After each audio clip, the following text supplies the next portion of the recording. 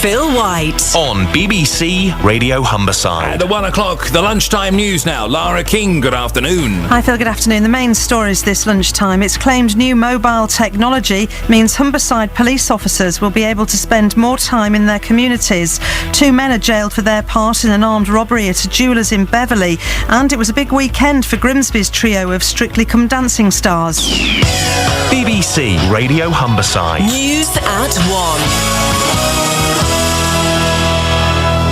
Humberside's Police and Crime Commissioner says new mobile technology means officers will be able to spend more time in their communities.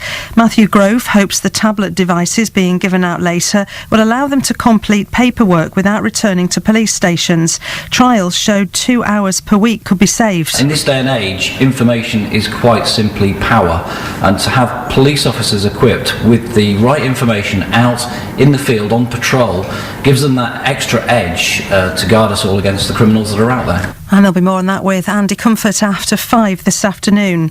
2 men have been jailed for their part in an armed robbery at a jeweller's in Beverley in August 2013. Kevin Smith got 12 years and Jack O'Neill 9 years. They pleaded guilty to conspiracy to commit robbery after police said the pair had been watching the Guest and Phillips shop before the raid.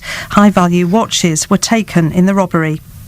A man who killed 5 people 36 years ago but was later released from a secure mental hospital has admitted possessing guns and making a bomb. Both cases involved disputes with his neighbours. Phil Mackey reports from Birmingham Crown Court. After a long-running row about noise, in October 1978, Barry Williams shot and killed his neighbours George and Iris Burkett, as well as their son Philip, then shot and killed Michael and Lisa de Maria at their petrol station near Nuneaton. After pleading guilty to manslaughter on the grounds of diminished responsibility, he was sent to Broadmoor indefinitely. Despite complaints to the Home Secretary, he was released in 1994. He changed his name to Harry Street and became involved in a series of disputes with his new neighbours in Hall Green in Birmingham. Detectives discovered the weapons and the homemade bomb last October. He'll be sentenced later. Northumbria police are reinvestigating 54 complaints of rape about which detectives had concluded there was no evidence of a crime. 48 officers have been moved to other duties. The cases date back over the last 3 years. There needs to be a radical change of attitude if we're to tackle the problem of modern slavery. That's according to a leading academic in the study of forced labour in Hull.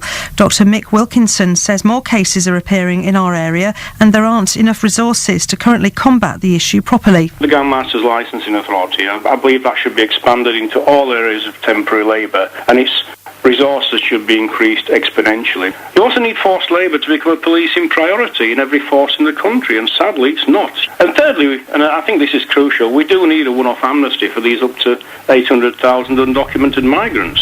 Funding has been secured by the University of Hull to set up a research centre aimed at finding effective ways of tackling forced labour. Professor Kevin Bales is a professor of contemporary slavery at the university. A country like the UK could actually be a completely slave-free country. We could do that here. We have good, honest police. We have decent border controls. We have a lot of things going for us. If we put the resources and some political commitment behind it, this could be a slave-free country. A British businessman, Shrien Douani, has gone on trial in South Africa, accused of murdering his wife on their honeymoon. He's pleaded not guilty. 3 South Africans are already serving long jail terms for their part in the killing 4 years ago. Mr Douani fought a long legal battle against being sent to Cape Town to stand trial. From the court, here's Karen Allen. Shrien Douani, dressed in a dark suit, appeared composed and spoke clearly when he formally denied charges of murder. Seated to his right in a packed Cape Town courtroom were members of his own family. On his left, those of Annie, his 28-year-old bride, who he's accused of murdering. In a case which is likely to focus on the testimony of 3 alleged co-conspirators already jailed for their part in the crime, Mr Douani said in a statement that he was bisexual. The trial is likely to dwell extensively on the nature of the couple's relationship, but Mr Douani said that he was instantly attracted to Annie when they first met. Police are investigating the apparent suicide of a woman who'd been accused of posting abusive internet messages about the parents of Madeleine McCann. The body of Brenda Leyland was found in a hotel room in Leicestershire on Saturday. A few days earlier, she'd been confronted by a Sky News reporter who accused her of being an internet troll. Resurfacing work on the M180 has started again today, but the Highways Agency says every effort will be made to keep traffic disruption to a minimum. The eastbound side near Scunthorpe was closed in August, and the agency admitted it caused unacceptable delays. One lane is shut from today, and the work is expected to be finished by January. It was a big weekend for Grimsby's trio of Strictly Come Dancing stars. Kevin and his sister Joanne both got through with Frankie Bridge and Scott Mills, respectively, whilst Kevin's fiancée Karen Howard also made it through with Mark Wright.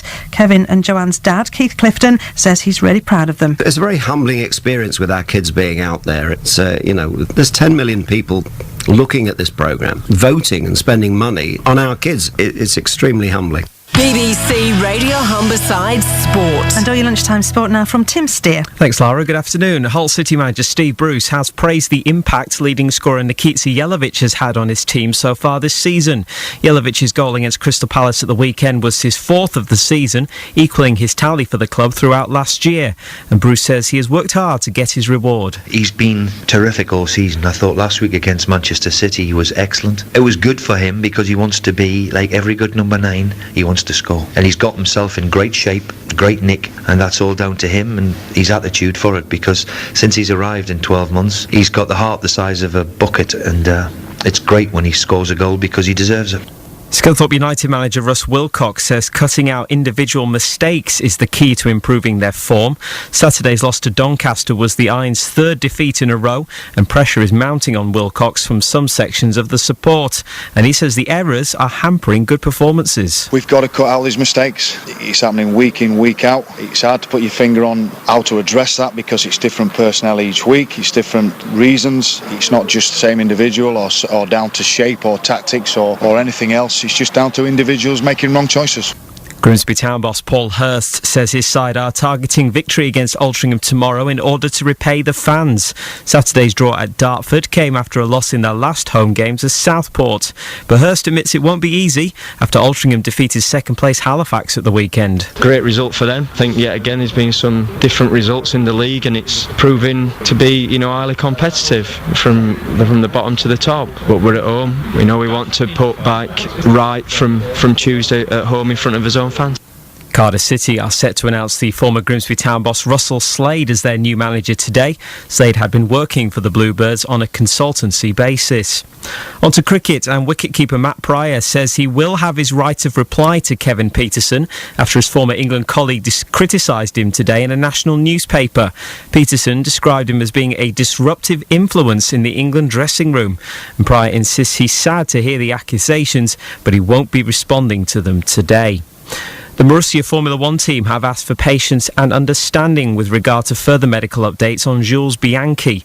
The French driver suffered a severe head injury at yesterday's Japanese Grand Prix and has undergone surgery.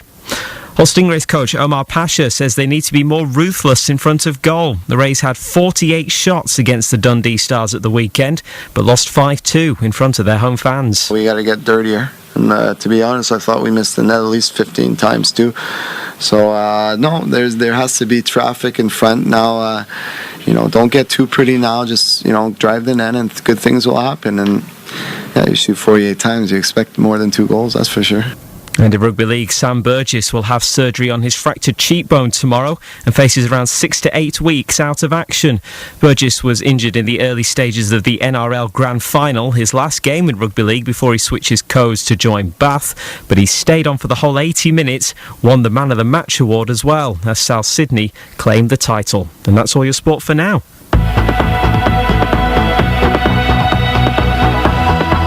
It's time for all your travel news, and here's Greg Edwards.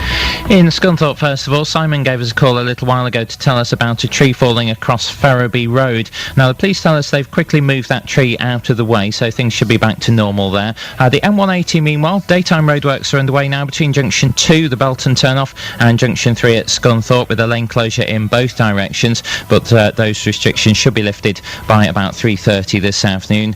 Traffic on the approaches to the Myton Gate roundabout looking busier than usual according to our sensors. If you do spot any other traffic problems, call in if it's safe to do so on 0330 123 0182, and there's more online at bbc.co.uk/Humberside. Thanks, Greg. Let's get the latest lunchtime weather now. Here's Paul Hudson. A cloudy afternoon with further outbreaks of rain at times and feeling quite cold with highs of 11 Celsius, that's 52 degrees Fahrenheit.